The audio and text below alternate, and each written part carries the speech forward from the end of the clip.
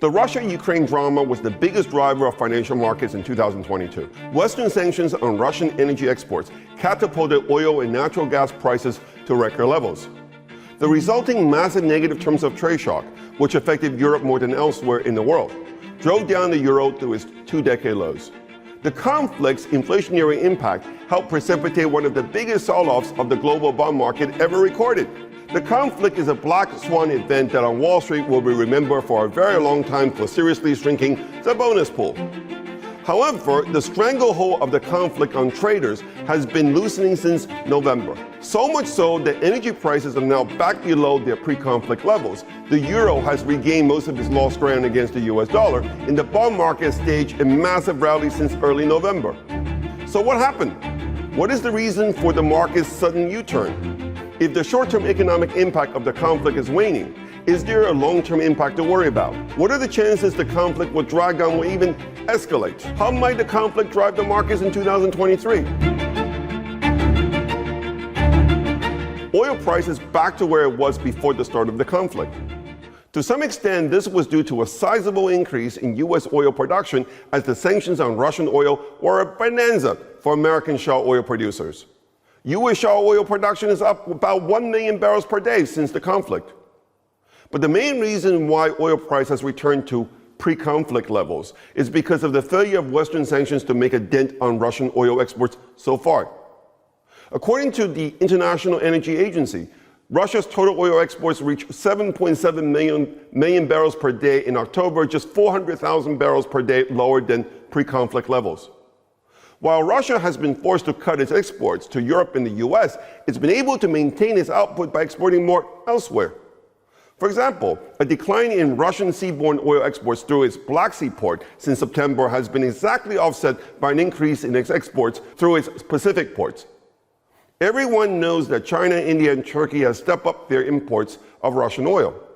However, more important is the fact that shipments of Russian oil to unknown destinations have also risen due to increased use of dark tankers and higher volumes of oil on water. The fact that more than 6 months into the sanctions that this is still going on suggests either the difficulty of enforcing sanction compliance or that the sanctions enforcers are not trying very hard. I don't know which is more true, but I do know that American and European politicians have slowly come to realize that punishing Russia also means punishing their own economies.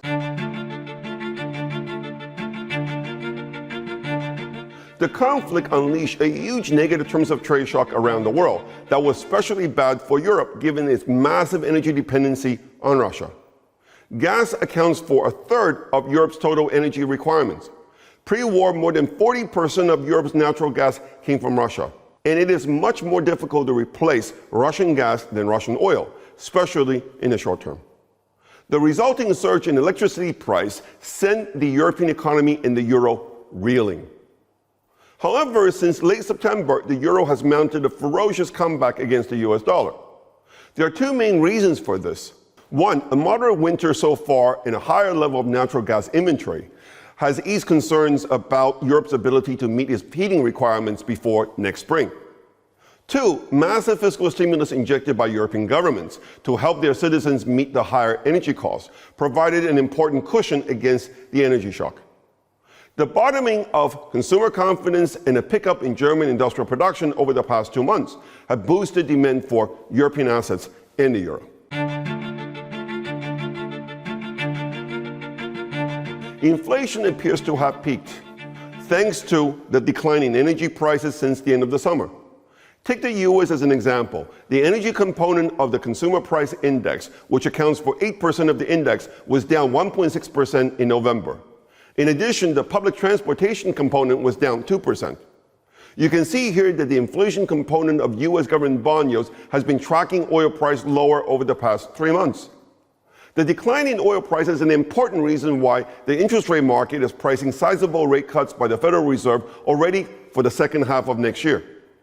The bond market is implicitly assuming that oil prices will remain near current levels or go even lower.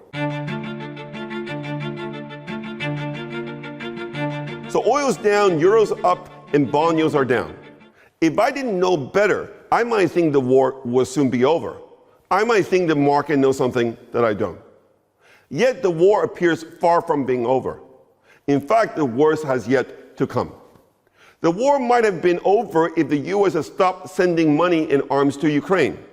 But the U.S. has decided that it has gone too deep into this war to pull back now. The White House is asking Congress for another $38 billion for Ukraine that will keep the war going at least through next spring. The war might have been over if Putin had not let General Surovikin pull his troops out of Kherson.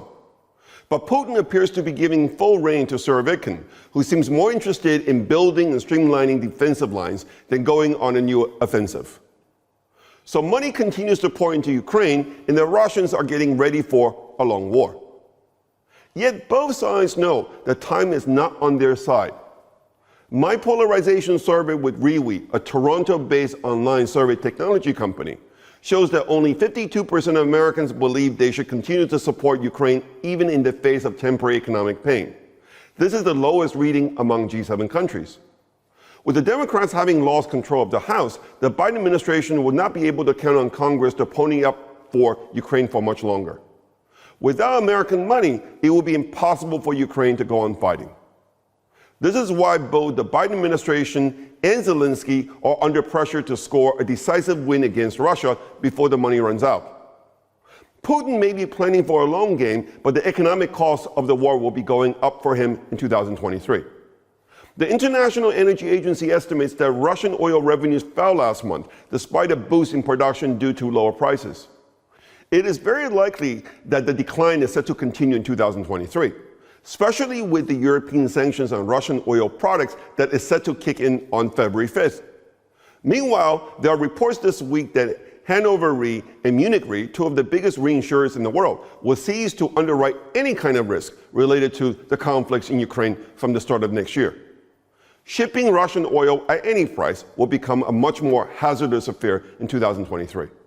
I've argued in a previous video that Russia's twin surpluses and sound macroeconomic policy framework have helped insulate the Russian economy from the effects of the sanctions.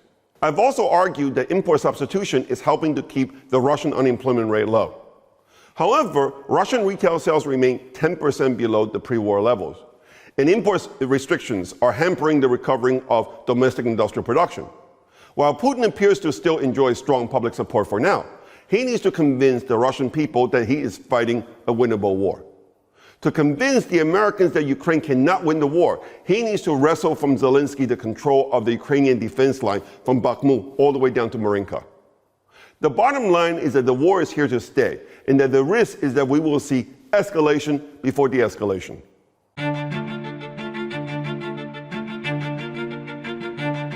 What does this mean for oil price, the euro, and bonds?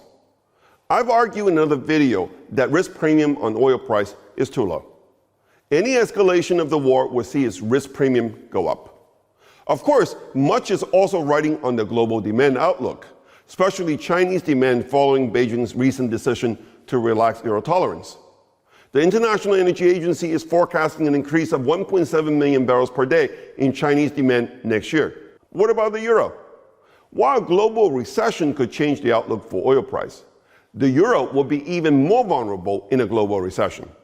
Europe wants to lower its dependency on Russian energy and increase defense spending at the same time. These are very expensive propositions, and they will hurt Europe's competitiveness short-term and long-term. Euro area's monthly trade balance tells us much about the impact of the war on Europe. It's gone from a surplus into a deficit as the result of the higher cost of its energy imports. To the extent that this is likely a permanent terms of trade shock, even though it is a self-imposed one, it does not bode well for the euro's long-term outlook. What about bonds? The conflict means higher oil price. Saudi Arabia sits on most of the spare capacity in the world. The fact that it has refrained so far from deploying it suggests the loss of American influence in the kingdom, and maybe even telling us that it is rooting for Russia in this war.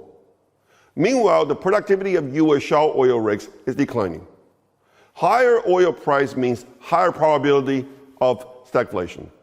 Stagflation means inflation index bonds will outperform nominal bonds in a steeper curve. To summarize, the Russia-Ukraine conflict is continuing, and we're likely to see escalation before de-escalation. The risk premium in oil price is too low. An escalation of the conflict will send oil price sharply higher.